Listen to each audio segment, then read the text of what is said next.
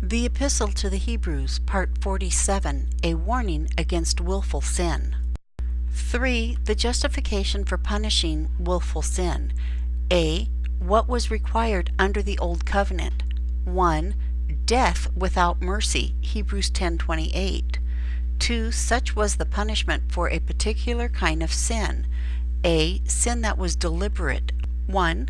In which one rejected Moses' law, NKJV. 2. In which one despised Moses' laws, KJV. B. Sin that was open. 1. It had been seen by 2 or more.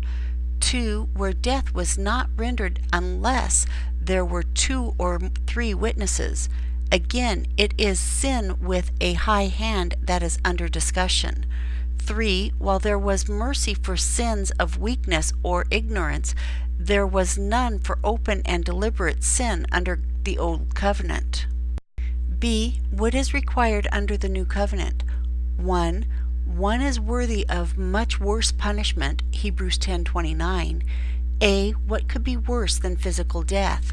B. Only fiery indignation, hell.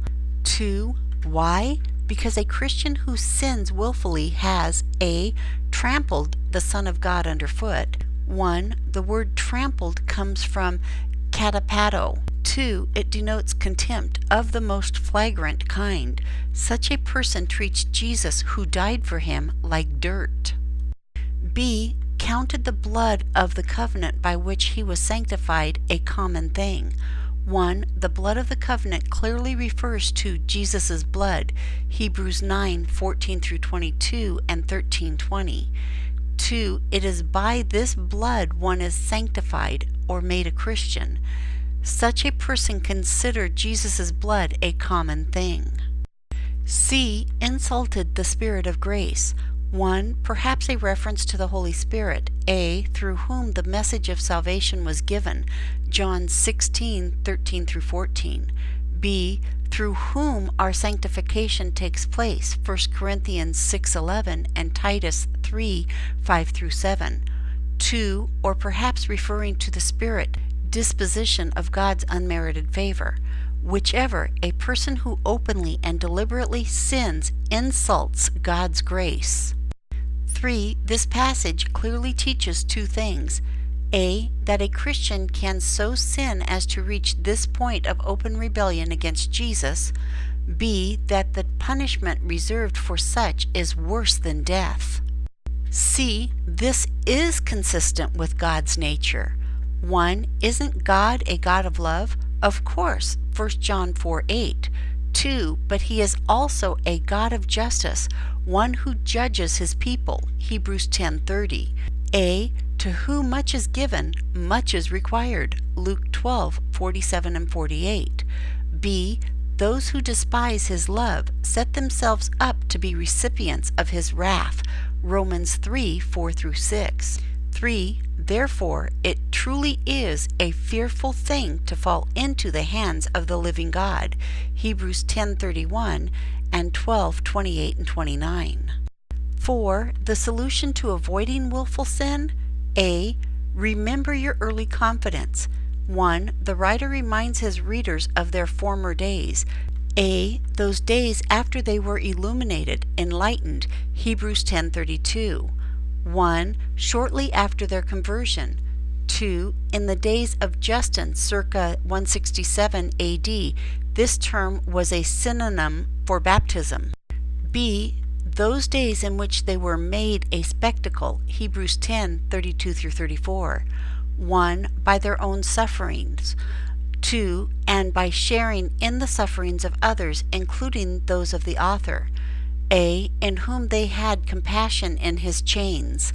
B. In which they joyfully accepted the plundering of your goods, knowing that they had a better and enduring possession in heaven.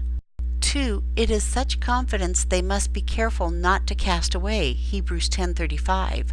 A. To cast away is the opposite of hold fast. B. Only in holding fast our confidence is their great reward, Hebrews 3:6 and 14. Likewise, we need to rekindle the fire of that newfound faith we had when we first responded to the gospel. Revelations 2:4 through 5.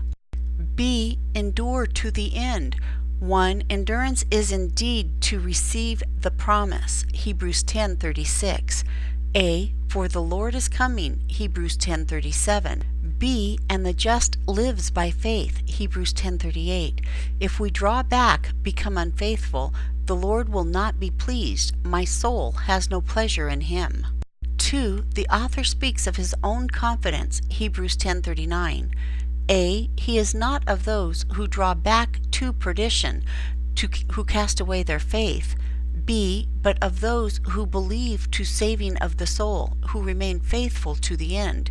We need to believe to the saving of the soul, or to put it in the words of Jesus, to be faithful unto death. Revelation 2:10. Conclusion. 1. We can look forward with great anticipation to the saving of the soul if we A. Remember and rekindle that confidence early in our conversion. B. Endure to the end with faith that saves.